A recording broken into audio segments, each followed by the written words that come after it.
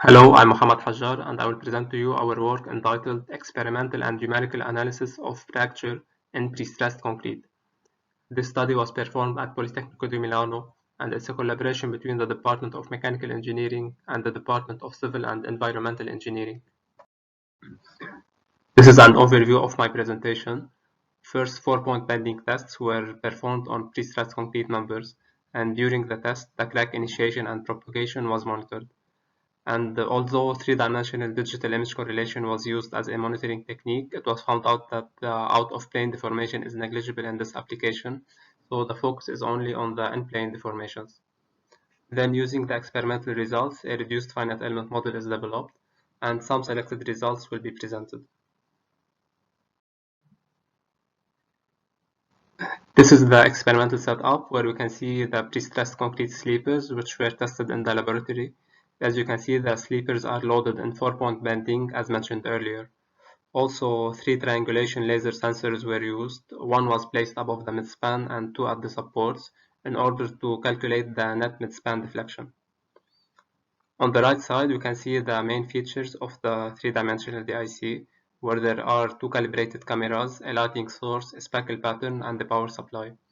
And in the DIC analysis, the region of interest was selected to be the area between the 2 loading plates. The experiments were conducted at a constant loading rate of 120 kilonewtons per minute, and the camera acquisition rate was set to 1 image per second. 3 nominally identical sleepers were tested, and in order to confirm the accuracy of the experimental measurements, the DIC results were compared and found compatible with the measurements taken by the laser sensors and with the recordings of the loading cell also. For example, in the graph on the left side, we can see that the measurements obtained from the IC for the displacement at the midspan are well matching with the laser sensor measurements. As for the graph on the right-hand side, this graph shows a comparison of the load deflection response for the 3 specimens tested. And you can see that the response is not the same for the 3 specimens, although they are nominally identical. And this is mainly because of the different fracture evolution for the 3 specimens. Further results will be shown in this regard in the coming slides. The IC3D software was used to process the digital images, and after obtaining the displacements, the strains can be computed as the numerical derivatives of the displacements. But it should be noted that at the areas where there are discontinuities in the displacements, the strains represent immaterial values. However, still looking at the strain maps, you can identify the location of the cracks as the areas where there are peak values in the strains. So the strains can serve in providing a visualization of the crack's location. And since this is prestressed concrete, which is characterized by fine cracks, not all the cracks were visible during the experiment by naked eye. But with the high-resolution camera image, we can see the cracks, as shown here in this image where there are 4 cracks. And this image corresponds to the onset of peak load, and the same cracks could be seen from the strain map generated by the IC. Moreover, after unloading, most of the cracks were not visible by naked eye, but we can still see them with the strain map obtained here. This slide presents a comparison of the crack evolution in the 3 specimens, and we can see that there is a unique situation for each specimen. For instance, looking at specimen 1, at a load of 90 kN there are 5 major cracks, and at a load of 120 kN we can say that there are 3 major cracks.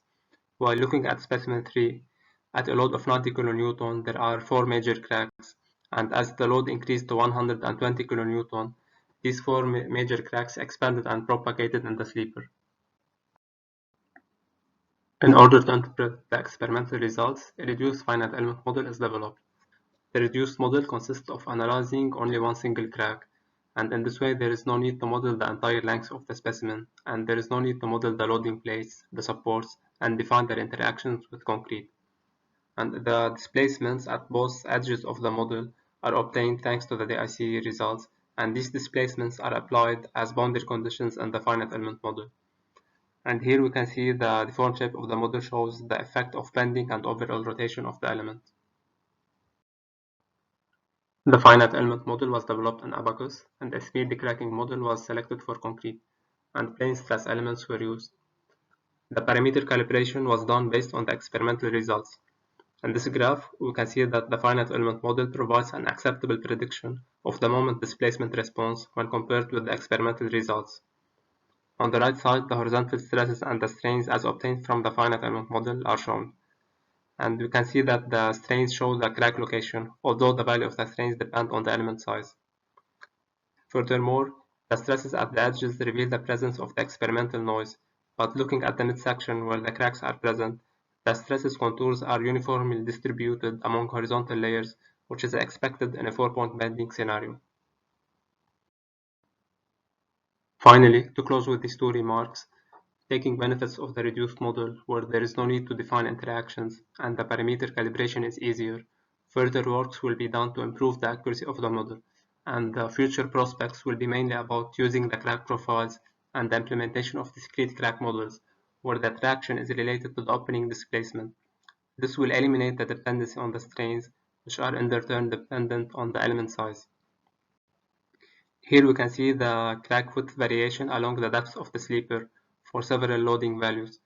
These values are of course obtained from the DIC data, and they will be used to further calibrate the model. Thank you for your attention.